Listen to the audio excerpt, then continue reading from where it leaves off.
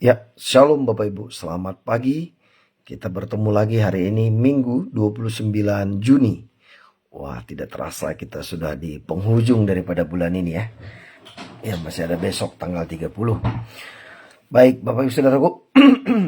Hari ini hari ini dan mungkin beberapa minggu ke depan, setiap hari kita akan belajar mengenal identitas kita di dalam Kristus. Ya, kita sudah sekitar 2 bulan lebih ya, belajar tentang siapa Tuhan Yesus di dalam setiap kitab dari Kejadian sampai Wahyu. Tapi sebelumnya kita mari berdoa bersama Bapak Saudara. Bapa, di dalam nama Tuhan Yesus kami bersyukur buat pagi ini. Mari bicara kepada kami Tuhan. Berikan kepada kami roh hikmat dan wahyu untuk mengenal Engkau dengan benar. Pengenalan akan Engkau membuat kami mengenal siapa kami di dalam Kristus. Terima kasih Roh Kudus, kami mencari wajah-Mu terlebih dahulu, mencari kebenaran-Mu terlebih dahulu, mencari kehendak-Mu terlebih dahulu, sehingga kami berjalan dalam kehendak dan rencana-Mu. Bicara kepada kami Roh Kudus, dalam nama Tuhan Yesus. Amin. Baik Bapak Ibu Saudaraku, jadi sangat penting mengenal identitas kita di dalam Kristus. Karena ketika kita percaya kepada Tuhan Yesus, kita menjadi ciptaan baru. Yang lama sudah berlalu dan yang baru sudah datang, Bapak Saudara. Pagi ini kita belajar mengenai identitas kita dalam Kristus. Yang pertama, kita menjadi anak Allah.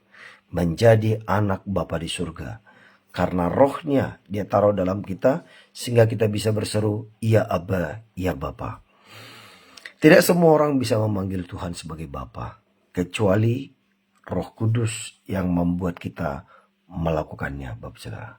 Ketika Bapak Saudara berkata bisa memanggil ya Aba ya Bapa, berarti Bapak Ibu Saudara ada Roh Tuhan yang menaruh itu dalam hati Bapak Saudara. Dan memang pernah ada penelitian di penjara gitu ya, di mana ada salah satu dari narapidana itu, dia tidak bisa menyebut Yesus Tuhan. Dan dia tidak bisa menyebut ya Aba ya Bapa. Nggak bisa. Nah, karena apa? Dia pernah menyerahkan diri menjadi penyembah setan sedemikian rupa. Nggak bisa. Dia nggak bisa, sama sekali nggak bisa. Bahkan ketika diberitahu kalau engkau dapat menyebutkan yang kau bisa bebas dari penjara, tetap tidak bisa. Nah, jadi Bapak Saudaraku, ketika saya baca kisah itu kok bisa ya? Ya memang sama. Firman Tuhan juga berkata dalam 1 Korintus 12 ayat 3. Tidak dapat seorang pun dapat mengaku Yesus adalah Tuhan kecuali oleh Roh Kudus. Wow. Oleh karena itu ketika Bapak Ibu Saudara dan saya percaya Tuhan Yesus, itu benar-benar pekerjaan Roh Kudus. Luar biasa. Baik, Bapak Ibu Saudara, saya baca dalam Yohanes 1 ayat 2. Tetapi semua orang yang menerimanya diberinya kuasa supaya menjadi anak-anak Allah.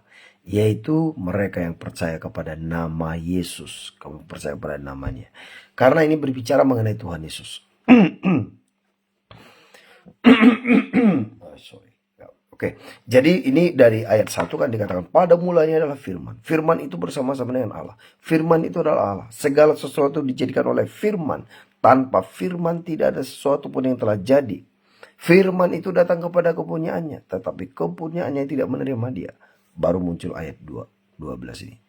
Oh, salah ini. Angka satunya hilang. Jadi Yohanes 1 ayat 2. Nah, jadi muncul ayat ini. Tetapi semua orang yang menerimanya diberi kuasa supaya menjadi anak-anak Bapa di surga. Wow. Itu luar biasa Bapak Saudaraku. Identitas kita yang percaya ini berubah. Nah, jadi di dalam ayat ini menegaskan bahwa setiap orang yang percaya kepada Tuhan Yesus bukan hanya diampuni dosanya. Wow. Tetapi dia akan menjadi anak Allah. Menjadi anak Bapa di surga, Bapak Saudara. Nah, ini bukan hanya status sembarangan. Tetapi ini adalah identitas baru yang diberikan oleh karena kasih karunia Bapa di surga. Bukan karena jasa kita. Bukan karena usaha kita. Bukan karena perbuatan kita. Tetapi karena apa yang Tuhan Yesus sudah lakukan. Wow. Itu luar biasa, Bapak Saudaraku. Nah, di mana hari-hari ini banyak sekali orang merasa tidak berharga, merasa tertolak, dan atau mereka juga merasa kehilangan arah dalam hidup. Don't know what to do, nggak tahu harus melakukan apa. Namun ketika kita menerima Tuhan Yesus sebagai Tuhan dan Juru Selamat, Bapak Saudaraku, maka kita bukan hanya diampuni dari dosa, bukan hanya diambil dari kegelapan, dari maut kepada hidup, tetapi juga kita diberikan identitas baru, menjadi anak Bapa yang di surga. Nah, apa artinya menjadi anak itu, Bapak Saudaraku? Menjadi anak Bapa di surga itu seperti apa? Ya, yang pertama, dikasihi tanpa syarat. 1 Yohanes 3 ayat 1. Yang kedua, mendapat warisan kekal. Roma 8 ayat 17. Yang ketiga, dilindungi dan dipelihara oleh Bapa di surga. Nah, dilindungi dan dipelihara. Bahkan dia mengutus malaikatnya yang senantiasa bersama kita. Kemudian lagi, yang keempat, boleh datang dengan berani ke hadapan Bapa. Bukan karena kebenaran kita, karena darah Yesus yang sudah membayar dosa dan penyakit kita. Jadi kita bisa memiliki keberanian datang ke tahta kasih karunia-Nya. Tidak perlu merasa bersalah, tidak perlu merasa tertuduh. Ya kalau berdosa mengaku. Dia setia dan adil, mengampuni kita dari segala dosa dan pelanggaran kita. Oh, kalau begitu berdosa terus, berarti belum lahir baru. Karena orang yang sudah lahir baru, orang yang ada dalam Tuhan gak suka dosa. Orang yang masih doyan dosa, kemungkinan mereka itu belum lahir baru. Kalau Bapak Ibu Saudara, ada orang yang masih bisa menikmati dosa dengan mudah gitu ya, tanpa merasa bersalah, tanpa beban, waduh, kemungkinan dia belum pernah sungguh-sungguh meminta Tuhan Yesus masuk ke dalam hatinya. Nah, jadi Bapak Saudaraku, kalau umpamanya ada orang ya, kita lihat kok dia ya rajin ibadah ya, tapi kok buah roh gak kelihatan. Pemarahnya gampang sekali meledak-meledak, gak ada penguasaan diri. Terus kemudian setiap dosa tidak ditolak juga gitu ya. Ya itu bisa ditanyakan. Ya dengan setidaknya 3 pertanyaan lah. Apakah aku benar-benar percaya bahwa saya sudah lahir baru atau sudah menjadi anak Tuhan? Apakah sudah ada perbedaan dalam hidup kita sejak kita mengenal Tuhan? Dan kemudian apakah kita mengerti identitas kita di dalam Kristus? Apakah kita sudah mengerti itu sebagai anak Allah? Nah, oleh karena itu Bapak Ibu Saudaraku, kita bisa deklarasikan juga. Setiap kali kita merasa minder, merasa tidak berharga, kita juga merasa takut, merasa tidak layak, bisa deklarasikan. Aku ini anak Allah, aku dikasihi, aku diterima, aku dipelihara. Aku ini anak Allah, aku diterima, aku dikasihi, aku dipelihara. Ya, deklarasinya sampai masuk ke alam bawah sadar kita. Sampai jiwa kita benar-benar menyadarinya.